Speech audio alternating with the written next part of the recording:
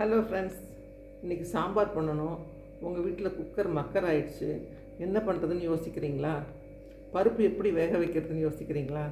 ஈஸியான மெத்தடில் பருப்பு வேக வச்சு சீக்கிரமாக சாம்பார் பண்ணிடலாம். அது எப்படின்னு சொல்கிறேன் வாங்க. அவரைக்காய், வெங்காயம், தக்காளி, பூண்டு கட் பண்ணி வச்சுக்கோங்க. துவரம்பருப்பு, காஞ்ச மிளகாய், சீரகம் குறைன்னு அரைச்சி வச்சுக்கோங்க. கொஞ்சம் எண்ணெய் விட்டு கடுகு, உளுத்தம் பருப்பு தாளிச்சிட்டு கருவேப்பிலை போட்டுக்கலாம். வெங்காயம் போட்டு ஒரு 2 நிமிஷம் நல்லா வதக்கிட்டு அதிலே 2 வெந்தயம், 2 சீரகம் போட்டு கிளறி விடுங்க.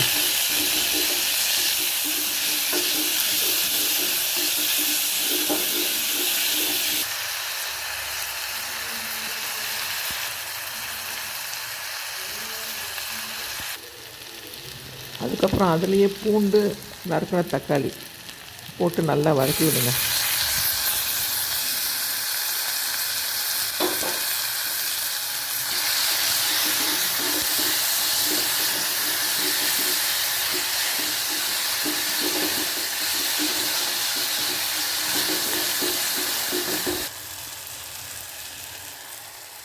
இதெல்லாம் கொஞ்சம் வதங்கின உடனே நம்ம குறைன்னு அரைச்சி வச்சுருந்தோம்ல பருப்பு பொடி, அதையும் போட்டு நல்லா அதில் மிக்ஸ் ஆகிற மாதிரி கொஞ்சம் சாட்டே பண்ணி விடுங்க.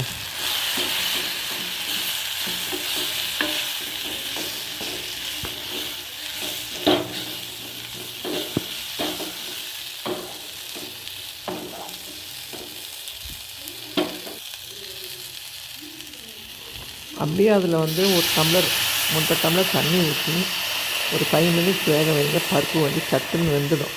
நம்ம குக்கர் வச்சு அந்த வெயிட் பண்ணுற டைம் இங்கே தேவையில்லை.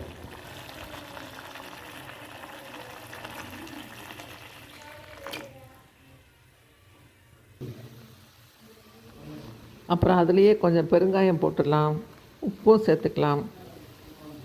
இப்போவே நல்ல சாம்பார் வாசனை வந்துடுச்சா, அதில் நறுக்கின காயை போடுங்க.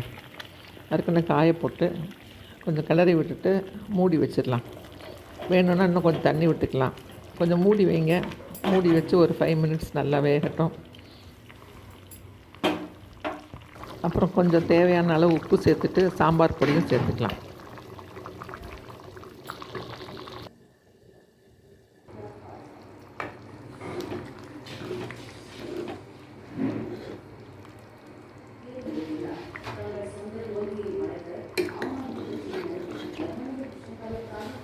காய் இப்படி நல்லா வெந்ததுக்கப்புறம் அதில் கொஞ்சம் பெப்பர் பவுடர் போட்டுக்கோங்க. ஒரு ஸ்பூன் நெய் போட்டுக்கோங்க. அப்போ இறக்கிறதுக்கு முன்னாடி கொஞ்சம் கொரியாண்டர் லீவ்ஸ் போட்டு இறக்கிடுங்க. சாம்பார் வாசனை தூக்கிடும்.